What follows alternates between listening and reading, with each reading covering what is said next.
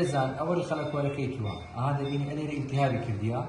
أو التهابي كرديا أول خلق ولا كيتا مشاكل سندوري بريجا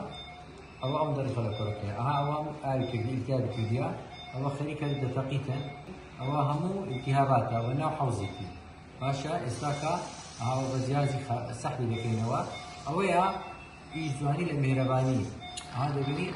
أو أنا هم سحب لكينوا أو في التهاباتين نوع هناود هذا بيني أو هم التهابات شزوري كل جاني شزوري هو أبو زيازي لكينوا أبو شوي أبي إجمالي لمهرباني أو هذه أو بسيط لكينوا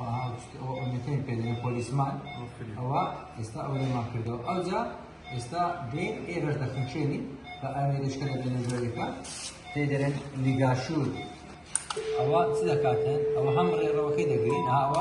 خين بركيتي أو لحيم دكا لقيش أجراز دبرين أو بس أو المهرباني أو شيء جوانا أنا ذكرته خوشبخت أو بجار المهرباني أقلنا نبى أو كان زيجي الشق بكريته لو سلوا أو سلي أو المهرباني بس يمكن تسكوكا عمليات شجورية مذكرة تمشى دعوة كمان يخستنا أو بيدلين نوت بوشر تمشى أو تصدقات أو كأنه مدرس من الجورية أو شوي أو خمكانده أو يبيني أو دخلك وركيا عليه رديش دبيتو أدي كان دي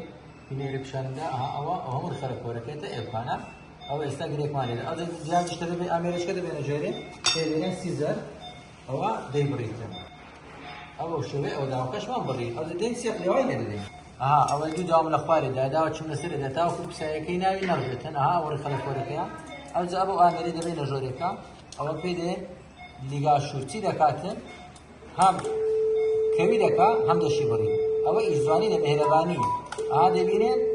أو بسم الله اللهم لا سهل إلا ما جعلته سهلا وأنت تجعل الحزن إذا شئت سهلا أو رخلك ولا كما ليك ده أجلسات دكين داري سيم لنا كموا بداري سيم راز غايدة تشمو بكوتوري ماسيو داري دينين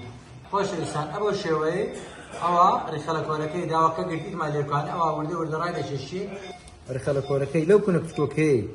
دار دينين دبي أوي يجي تقي تمام.